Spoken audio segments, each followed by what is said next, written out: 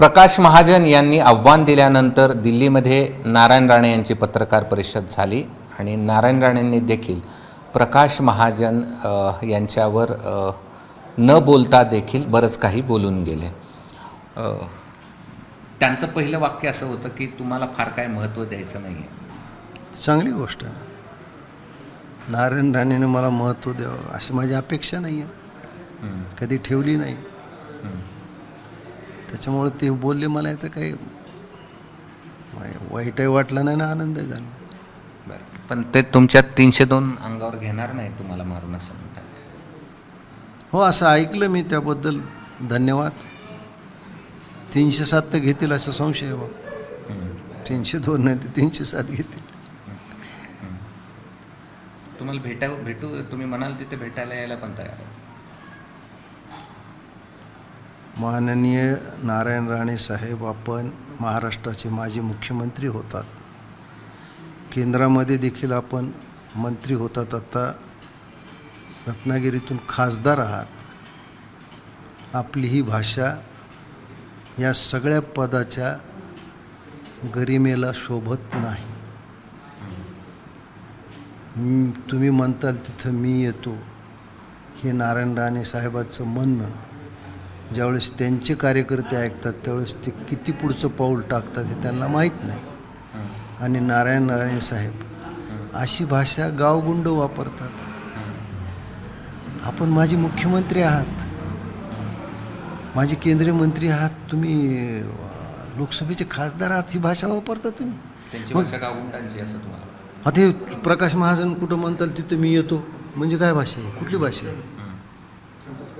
कुठली भाषा आहे त्यांची? एक प्रकारे धमकीच आहे मला ही. त्याच्यात ते पुढे ते म्हणले, एकटं भेट तुला सांगतो उलटं म्हणजे काय असतं, हे वाक्य आहेत त्यांचे. याचा अर्थ काय? ही धमकी नाही आहे.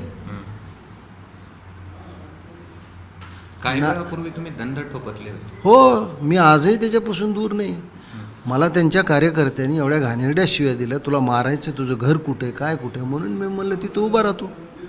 आणि नारायण राणे साहेबाला म्हणलं, वा तुमच्या कार्यकर्त्याला सुईचं जात असेल तर मी इथं उभा आहे, मी पुण्यात तुमच्या घरापुढे येतो, मी कणकवलीत येतो, कुठे येतो सांगा, तुमच्या कार्यकर्त्याला बोलवा आणि मारा, मला काय मारायचं आहे ते. अजूनही ठाम आहे तुम्ही? हो, त्यांना मारायचं असलं तर कुठे यायची तयारी माझी. हो, त्यांनी मला जर मारणार असतील तर कणकवलीत येतो मी. पण मी नारायण राणे साहेबाला आव्हान नाही दिले हे की तुम्ही या, तुम्हाला बघून घेतो, तुला उलटा टांगतो, तुझा रस्ता बघतो, हे नाही मी आव्हान दिलं. मला माहिती ते महाराष्ट्राचे माजी मुख्यमंत्री आहेत, माजी केंद्रीय मंत्री आहेत.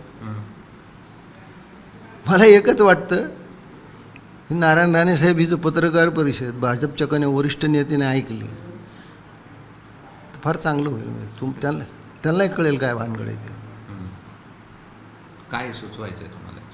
मला एवढंच सुचवायचं आहे की आपण जसं इतर नेत्यावर टीका करतात त्यावेळेस लोक तुमच्यावर टीका करतील, त्याचा तुम्ही राग धरून एखाद्याला फेसबुकवर अप्रत्यक्षरित्या धमक्या देत असतात आणि कार्यकर्त्याकडून शिवीगाळ करत असतात, तर हे बरोबर नाही.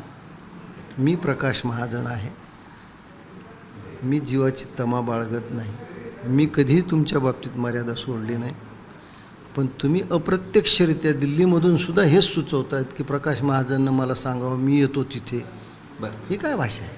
शेवटचा प्रश्न, ज्यांच्यासाठी तुम्ही बोललात त्यांचा कोणाचा फोन आला का? राज ठाकरेंचा फोन आला का? इतर कोणाचा सकाळपासून फोन आला का? काल रात्रीपासून तुमची मनसेच्या नेत्याने विचारपूस केली? माझे युवा नेते अमित ठाकरे यांनी विचारपूस केलेली आहे. साहेबांनी सगळ्या गोष्टी लक्षात घेतलेल्या आहेत. बाकी इतर माझ्यावर प्रेम करणाऱ्या असंख्य कार्यकर्ते, मुंबईचे इकडचे, त्या सगळ्यांचे मला फोन आलेले आहेत. आणि मी हा लढा कुणी माझ्या मागे उभा राहावं म्हणून लढतच नाही. कुणाच्या भरोश्यावर मी लढाई लढत नाही. मला फक्त एवढंच वाटतं की लोकशाहीमध्ये तुम्हाला टीका सहन करण्याचा जर शक्ती नसेल तर टीका करण्याचा सुद्धा तुम्हाला अधिकार नाही. धन्यवाद. हे होते प्रकाश महाजन. आणि नारायण राणे यांनी घेतलेल्या पत्रकार परिषदेनंतर ते ठाम आहेत की त्यांना जर मारायचंच असेल तर ते पुण्यात आणि कणकवलीत देखील यायला तयार आहेत.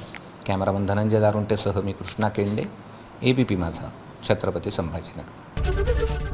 ABP माझा, उघडा डोळे बघा नीट.